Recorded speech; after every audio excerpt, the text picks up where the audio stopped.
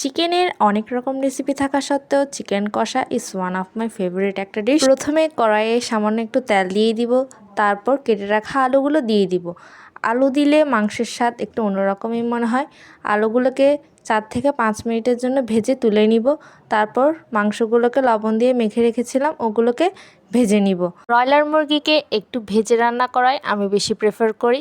তারপর এগুলোকে 3 থেকে 4 মিনিট ভেজে নেওয়ার পরে তুলে নিব। এইভাবে বাকি মাংসগুলোকেও ভেজে নিব। 3 থেকে 4 মিনিট পর নামিয়ে নিব। তারপর আবার কড়াইয়ে সামান্য একটু তেল দিয়ে দিব। তারপর বেশ ভালো পরিমাণেই পেঁয়াজ অ্যাড করে দিব। আমি এখানে 3 থেকে 4টা পেঁয়াজ নিয়ে নিয়েছি, আপনারা চাইলে আপনাদের পরিমাণ মতো নিয়ে নিতে পারেন। এগুলোকে কিছুক্ষণ ভেজে নিব। ভেজে নিয়ে একটু নরম হয়ে গেলে ওখানে কাঁচামরিচ আর পুদিনা পাতা দিয়ে দিব। তারপর সামান্য একটু ধনিয়া পাতা দিয়ে দিব। আমি ধনিয়া পাতা রান্না করবার আগেই দিয়ে দিই। তারপর এখানে রসুন কুচি, আদা কুচি আর একটু পেঁয়াজ বাটা দিয়ে দিব।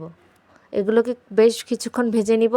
তারপর মশলাগুলো দিয়ে দিবে। এখানে পরিমাণ মতো মরিচের গুঁড়ি, হলুদের গুঁড়ি, জিরার গুঁড়ি এবং লবণ দিয়ে দিয়েছি। তারপর এগুলোকে 4 থেকে 5 মিনিটের জন্য কষিয়ে নিব। তারপর টমেটো সস দিয়ে আবার একটু ভালোভাবে নেড়ে 10 থেকে 15 মিনিটের জন্য পানি দিয়ে কষিয়ে নিই। কষানোর পর এরকম ঠিক হয়ে গেলে ওখানে মাংসগুলো অ্যাড করে দিব জল দিয়ে। তারপর ওগুলোকে কিছুক্ষণ নেড়ে নিব। যে আলুগুলো ভেজে রেখেছিলাম ওগুলোও এখন দিয়ে দিব। তারপর 3 থেকে নাড়াচাড়া করে কষিয়ে নিব। এরপর আবার একটু জল দিয়ে ঢাকনা দিয়ে দিব। ঢাকনা তুলে 6 থেকে 7 মিনিট পর গরম মশলা দিয়ে দিব। গরম মশলা দিয়ে আবার একটু কিছুক্ষণ নাড়িয়ে নিব। তৈরি হয়ে গেল আমাদের কষা সুস্বাদু চিকেন। খেয়ে জানাবেন কেমন হয়েছে। ধন্যবাদ।